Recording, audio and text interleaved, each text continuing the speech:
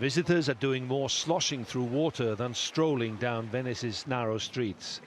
It's the season of high tides, and they're getting higher, as 3 of the worst have happened in the last 10 years. Venice still attracts tourists to northern Italy, though, for a unique experience of a city built in a lagoon. Hard to look fashionable in Venice when you're slopping around in the rain, but like I said, it's still a beautiful experience being in Venice. For Venetians, it's the opposite. The high water is having a damaging impact on the city.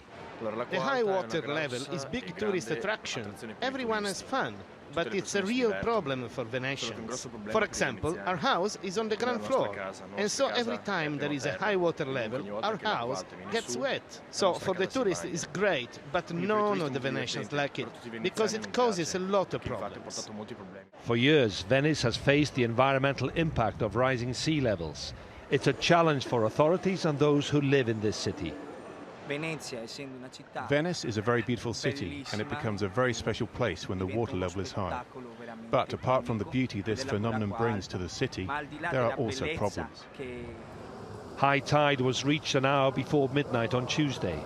Venice's famous canals disappeared and most of its streets were submerged. Shopkeepers tried to pump water from their businesses, and entrances to some hotels were flooded. They've been working on the Mose infrastructure project for 30 years, and as you can see, we still get this.